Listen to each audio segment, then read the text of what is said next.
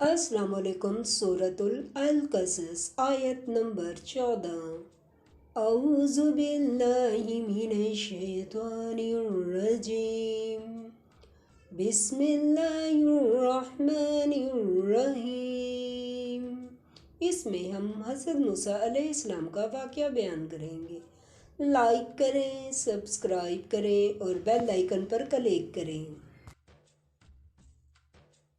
اور جب موسیٰ علیہ السلام جوانی کو پہنچے اور بھرپور جوان ہو گئے تو ہم نے ان کو حکمت اور علم عنایت کیا، اور ہم نیکوکاروں کو ایسا ہی بدلہ دیا کرتے ہیں۔ سورۃ القصص آیت نمبر 15۔ اور وہ ایسے وقت شہر میں داخل ہوئے کہ وہاں کے باشندے بے خبر ہو رہے تھے، تو دیکھا کہ وہاں دو شخص لڑ رہے ہیں۔ ایک تو موسیٰ علیہ السلام کی قوم کا ہے اور دوسرا ان کے دشمنوں میں سے، تو جو شخص ان کی قوم میں سے تھا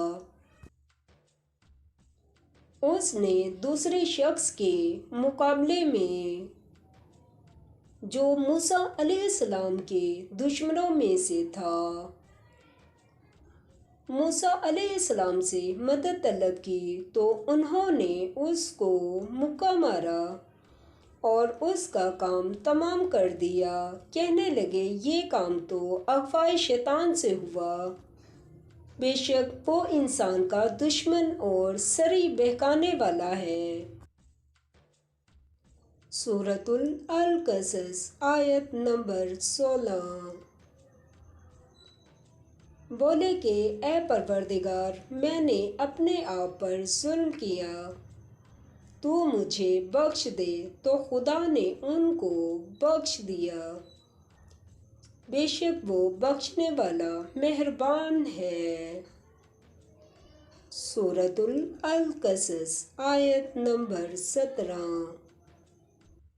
کہنے لگے کہ اے پروردگار، تو نے جو مجھ پر مہربانی فرمائی ہے، میں آئندہ کبھی گناہ گاروں کا مددگار نہ بنوں گا۔